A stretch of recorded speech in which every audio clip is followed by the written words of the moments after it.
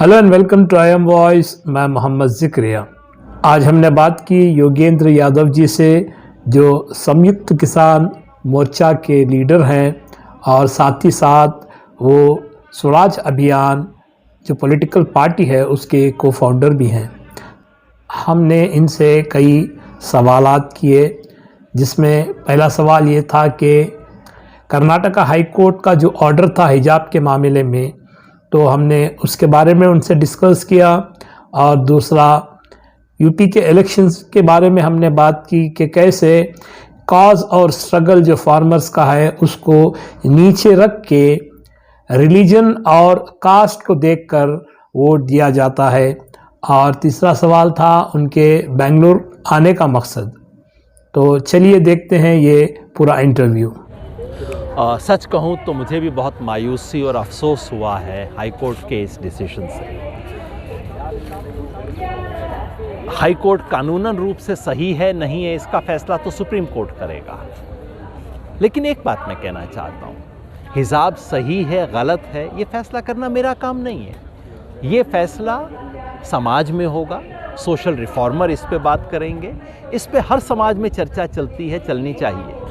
लेकिन बाहर से आके उसमें दखल दे के कहना कि तुम नहीं पहन सकते, वो तभी हो सकता है अगर इसका उस एक्टिविटी से लेना देना हो जो की जा चुकी है। अगर कोई बता सके कि हिजाब पहनने से बच्चों को एजुकेशन लेने में प्रॉब्लम आता है तो ज़रूर आप हिजाब को हटाइए, लेकिन अगर आप यूनिफॉर्म का हिस्सा बना के हिजाब को रख सकते हैं, वैसा क्यों नहीं किया गया।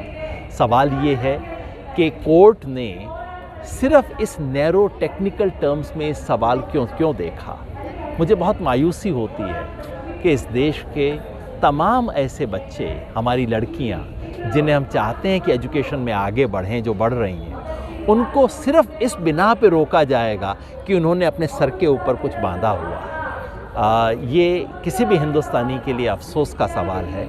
ये मेरे ख़्याल से ये हमारे संविधान की जो स्पिरिट है उसके खिलाफ है, हिंदुस्तान के सेकुलरिज्म का जो मॉडल है उसके हिसाब से नहीं है। मुझे यकीन है, मुझे उम्मीद है कि सुप्रीम कोर्ट इस पर दोबारा विचार करेगा और इस जजमेंट को, जो मेरे ख्याल से कानून की गलत रीडिंग है, उसे बदलेगा।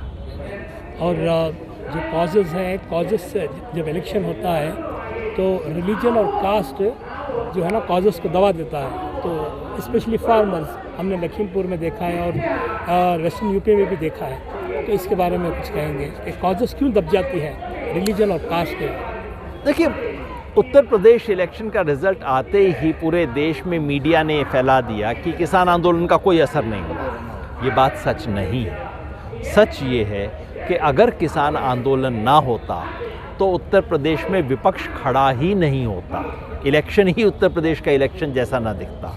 सच ये है कि वेस्टर्न उत्तर प्रदेश के जो 4 ज़िले जहाँ से सारे किसान आए थे, ज़्यादातर गाज़ीपुर में, उन 4 ज़िलों में मेरठ, मुजफ्फरनगर, शामली और बागपत, वहाँ पे 19 सीट है, 19, जिसमें से 13 सीट पे बीजेपी हारी और बाकी जो 6 बच गई हैं उनमें से 3 बिल्कुल प्योरली अर्बन सीटें हैं।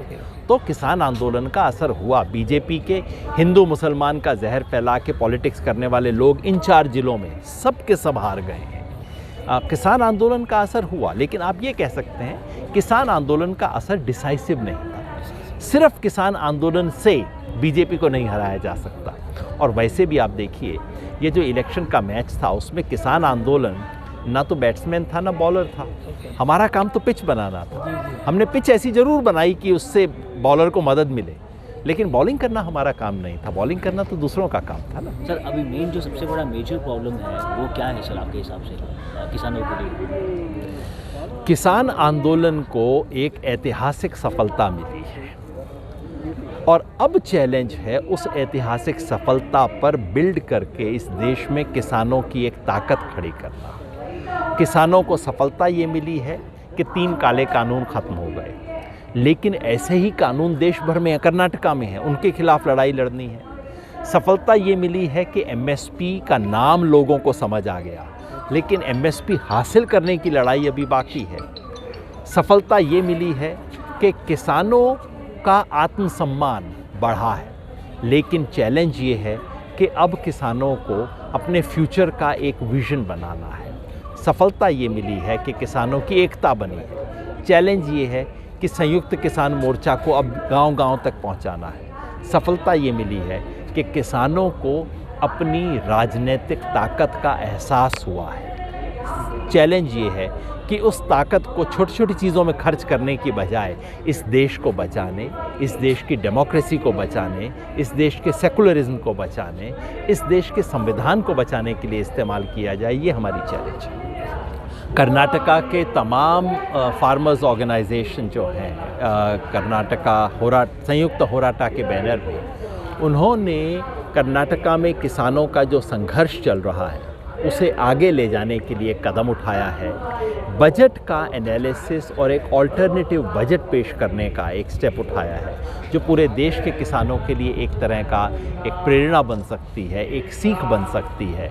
क्योंकि आज तक क्या होता है, जब बजट पेश किया जाता है तो इकोनॉमिस्ट बैठते हैं, अंग्रेज़ी में बात करते हैं, और कुछ बड़े बड़े कॉरपोरेट के लोग बैठते हैं जो अपने इंटरेस्ट की बात करते हैं। लेकिन जिन लोगों की ज़िंदगी पे सचमुच बजट का असर पड़ता है, किसान, मजदूर, नौजवान, गृहिणी, वो अपनी बात नहीं करते हैं। आज उसकी चर्चा कर रहे हैं, उनके लिए एक ऑल्टरनेटिव बजट बनाने की कोशिश कर रहे हैं। मैं समझता हूँ ये बहुत बड़ा कदम है।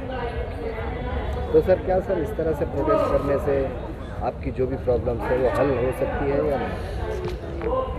क्योंकि कोई भी इतनी बड़ी समस्या एक झटके में हल नहीं होती है, लेकिन इस तरह के प्रयास से वो ज़मीन तैयार होती है जिस पर संघर्ष किया जा सकता है। प्रोफेसर नंजुंडस्वामी के विचारों से उस वक्त बदलाव कम हुआ, लेकिन उससे पूरी एक जनरेशन तैयार हुई जिसने इन सवालों को चैलेंज करना शुरू किया। इस तरह से मेरी उम्मीद है कि आज जो सवाल उठाए जा रहे हैं यहाँ पे, इनसे वो वैचारिक ज़मीन तैयार होगी जिस पे कर्नाटका का किसान आंदोलन खड़ा होगा।